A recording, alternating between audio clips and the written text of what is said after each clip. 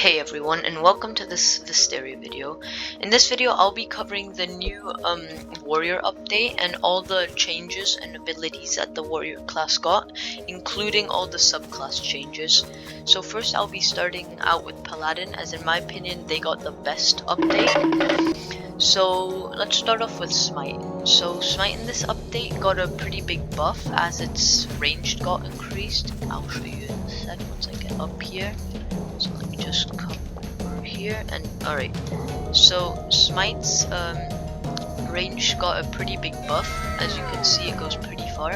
However, if you add a Forgotten Axe to it, its range gets increased so much more, double of what it already is. So I basically covered this whole block over here with Smite, and the damage is pretty sweet as well.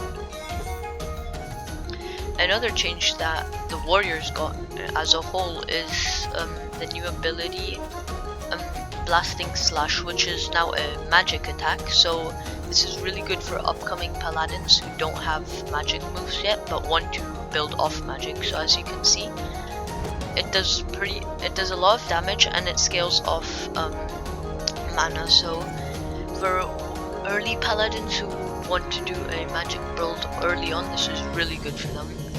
However, the only downside is that you stay stuck for a long time while doing it. So yeah, that's the only downside to it. Another ability that paladins got was Consecrate, which is basically their version of Hail of Arrows in my opinion. So you do base damage once you hit, and then everything inside the circle starts getting damaged. So I'll show you without you fitty. So I'll do base damage, and then everything inside the circle gets damaged, which is a pretty good move, especially for Colosseum, like the little hill. I can see lots of paladins placing their Consecrate over there. And now paladins also have a DPS move which will help them in boss battles. Overall, the paladin got a pretty nice rework, and other than those two changes, nothing much got added to them.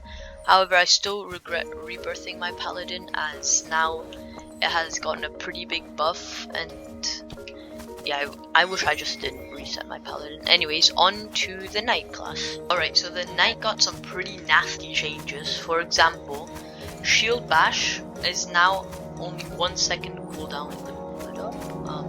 Yeah, Shield Charge, whatever, has a 1 second cooldown. So basically now you can just spam Shield Charge the entire time. So there, and then there. So that's pretty cool. And second of all, when you equip a shield while doing parry, it now changes its name to Shield Parry. So let me just pull up a boss that actually hits you. Yeah, let's do a Zarya. Oh, I just realized how big he is compared to Fitty. Alright, so let's redo parry. So as you can see, I block it with my shield, and I even stun him for a bit. And now with Shield Bash or Shield Charge, I can also infinitely stun out to Fitty, so that's pretty cool. Other than that, Knight also got a new ability, or a reworked ability called Fortify, which is basically the old Inspire, but it only buffs yourself now. The cooldown is reduced, and the duration is reduced, but it also does double the cooldown. So yeah, that's pretty. I mean, double the buff. So this is how it is. I only get 200 damage when usually I get 300. So that's pretty cool. But I still think Paladin is better. However, Knight is still pretty cool. And now on to Berserker.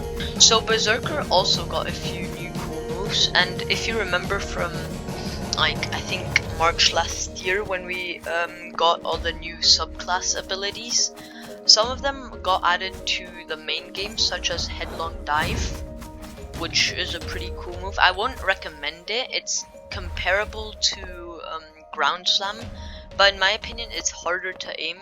It's just like a kind of meme move if you think about it. Like you can just go like that and then boom.